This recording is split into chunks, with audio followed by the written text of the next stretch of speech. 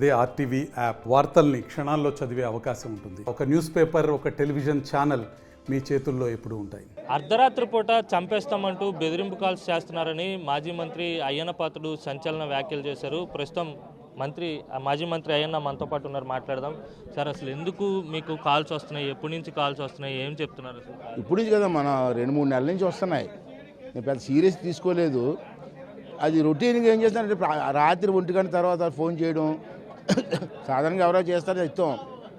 ఆడు ఏకవచ్చింది, రే చంపేస్తావురా, ఎందుకు చంపుతావు అని అన్నాం. ఎక్కువగా వాగుతున్నావురా, నోరు అదుపులో పెట్టుకోరా, చంపేస్తావురా, ఇటువంటి మాటలు రోజును ఒక హెరాస్మెంట్లో రోజును ఏమో అలాంటి అటువంటి వాళ్ళు అటువంటి బ్యాచ్ కదా అని చెప్పి నేను ప్రొటెక్షన్ కోసం చెప్పి నేను లైసెన్స్ రెన్యూలు పెట్టుకున్నాను. ఆల్రెడీ మీ దగ్గర రివాల్వర్ ఉంది, లైసెన్స్డ్ రివాల్వర్, మళ్ళీ దేనికోసం అప్లై చేశారు? ఇంకా ఓన్లీ 7 రౌండ్స్, ఓల్డ్ మోడల్ 7 రౌండ్సే. ఇప్పుడు లేటెస్ట్ వెపన్ కొందామని. ఎందుకోసం అంటే 7 రౌండ్లు సరిపోతుంది కదా? 8 రౌండ్ అంటే 20 మంది అటాక్ ఇచ్చానుకో, 7 రౌండ్లు ఎక్కడ సరిపోతుంది నీకు? అంటే ఎందుకని మంచిది, లైఫ్ ఎవరికైనా ప్రాణం ముఖ్యం కదా, కుటుంబం ముఖ్యం కదా. మరి కుటుంబాన్ని ప్రాణాన్ని కాపాడుకోవడం కోసం మనకు రెడీగా ఉండాలి కదా, అసలు చేయకూడదు కదా. పదే అయ్యన్న పాత్రని టార్గెట్ చేయడానికి కారణం ఏమనుకుంటున్నారు? ఏమీ లేదు, వాళ్ళు చేసిన తప్పులు విమర్శిస్తున్నాను. ముఖ్యమంత్రి గారు చేస్తున్న దోపిడీని విమర్శిస్తున్నాను. ముఖ్యమంత్రి గారు చేస్తున్న దౌర్జన్యాన్ని విమర్శిస్తున్నాను. మాట్లాడకూడదు అంటారు. ఎందుకు మాట్లాడకూడదు?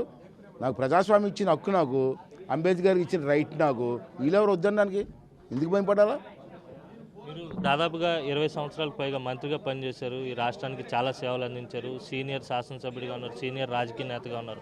దాదాపుగా 40 ఏళ్ళ రాజకీయ ప్రస్థానం. మీలాంటి వారికే రక్షణ కరువయ్యి ఇలాంటి బెదిరింపు కాల్స్ రావడాన్ని ఏ విధంగా చూడాలి? ఏమీ లేదు అమ్మా, దౌర్జన్యం. మరి ముందు రాజశేఖర టైంలో కూడా మనం పనిచేశాను, ఎప్పుడూ లేదే. పెద్ద మన ముఖ్యమంత్రి చేశారు. ఇంతకుముందు ముఖ్యమంత్రి రాజశేఖర గారు పనిచేశాను, ఎన్టీ రామారావు గారు పనిచేశాను. ఎప్పుడూ లేదు ఈ స్వభావం, అటువంటి స్వభావం కాబట్టి, మర్డర్లు చేసే స్వభావం కాబట్టి, దోచుకునే స్వభావం కాబట్టి కొంచెం జాగ్రత్తగా ఉండడం మంచిది అనిపిస్తుంది. మరి పోలీసులకు ఫిర్యాదు చేయొచ్చు కదా, విషయం చెప్పొచ్చు కదా. పోలీసులు నన్ను తీసుకెళ్ళి అర్ధరాత్రి తీసుకెళ్ళిపోతూ ఉంటాయి. వాళ్ళకేం చెప్పుకోకండి. మా ఇంటికి వచ్చి 3:30కి గోడలు దుంకి నన్ను అరెస్ట్ చేశారు. ఎందుకు అరెస్ట్ చేశారు చెప్పలేదు, తీసుకెళ్ళిపోయారు. వాళ్ళకి చెప్తే న్యాయాలు దొరుకుతుంది అని చెప్పి మన ప్రొడక్షన్లో మనం ఉండాలి. నా కార్యకర్తలు నన్ను కాపాడారు. మొన్న ఎన్నిసార్లు 15 కేసులు పెట్టారు. 15 సార్లు కూడా నా కార్యకర్తలు నన్ను కాపాడారు. వీళ్ళు నమ్ముకుంటే మొత్తం ముంచేస్తాను. పోలీసులపై నమ్మకం లేదంట? లేదు. ఎందుకు లేదన్నానంటే, ఇంతకుముందు గవర్నమెంట్లో బ్రహ్మాండం చేసేది ఇదే పోలీసులు. మరి ఇప్పుడు ఈ గవర్నమెంట్లో ఎందుకు చేయట్లేదు? ఎందుకు లొంగిపోతున్నారు? సిఐడి డిపార్ట్మెంట్ కూడా వాళ్ళు చెప్తే చేస్తున్నారు. పోనీ అయిన పోతే చేసి తప్పు చెప్పరు, అరెస్ట్ చేశారు అంతే. ఎందుకంటే పైనుంచి ఆర్డర్స్.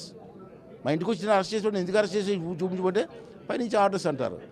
అదే సమాధానం అండి. నన్ను ఎందుకు అరెస్ట్ చేస్తాను? కాగితం ఇవ్వాలి కదా, అరెస్ట్ వాళ్ళు చూపించాలి కదా. అయ్యేలేవు. కేవలం మీకు మాత్రమే ఇలాంటి బెదిరింపు కాల్స్ వస్తున్నాయా, లేకపోతే మీ కుటుంబ సభ్యులు ఎవరినైనా బెదిరించే ప్రయత్నం? అంతే కదా, రాష్ట్రంలో ఎంతమంది చూశారు కదా మీరు, ఎంతమంది అరెస్ట్ చేశారు, ఎంతమంది చంపేశారు. రఘురామరాజు గారిని తీసుకెళ్ళి ట్రై చేశారు, కానీ నేను కోర్టులు నన్ను కాపాడాయి. అంటే దౌర్జన్యం అండి. ఇంకా మాట్లాడకూడదు, ఆడు ఏం చేసినా ఓకే అనాలా అనే స్వభావం కాదు నాది. ఎన్టీ రామారావు శిష్యుని నేను, ఎవరికి భయపడతాం? చివరిగా మీ రాజకీయ వారసత్వం విషయానికి వద్దాం. మీ అబ్బాయి కోసం, విజయ్ కోసం అనకాపల్లి టికెట్ కేటాయించాలని ఇప్పటికే చంద్రబాబు నాయుడిని విజ్ఞప్తి చేశారు. ఏమైనా అటు నుంచి రిప్లై వచ్చిందా? మీ అబ్బాయి వస్తుంది, టైం వస్తుంది చెప్తే మనం అప్లై, అందరితో మేము అప్లై చేసాం, ఇస్తే వెళ్ళండి గుడ్.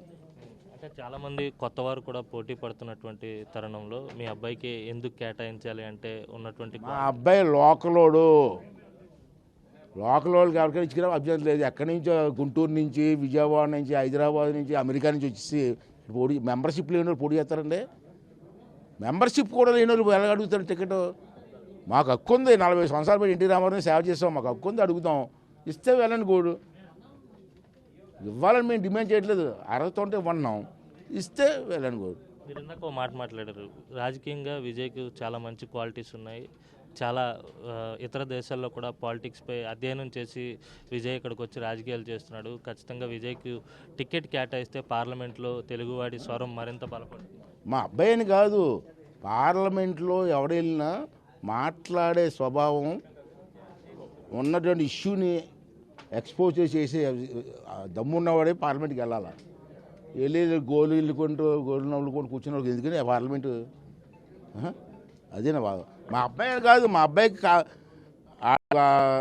చేయగల సత్తా ఉందని జనం అనుకుంటే గెలిపించండి, లేదు పనికిరాడంటే మీ ఇష్టం. ఒకవేళ టికెట్ ఇస్తే ప్రజలకి ఏం చెప్పాలనుకుంటున్నారు? వస్తుందని 40 సంవత్సరాలు ఆదరించారు ఈ ప్రాంత ప్రజలు. నాకు ఇన్నిసార్లు మంత్రి చేసినా ఎమ్మెల్యే చేసినా నన్ను ఆదరించారు కదా, ఎంత అభిమానం చూపించారు కదా. నా మీద చూపించిన అభిమానమే మా కొడుకు మీద కూడా చూపించి గెలిపించమని అడుగుతున్నాను. ఇది మొత్తం మీద అయితే మాత్రం పోలీసులపై నమ్మకం లేదు.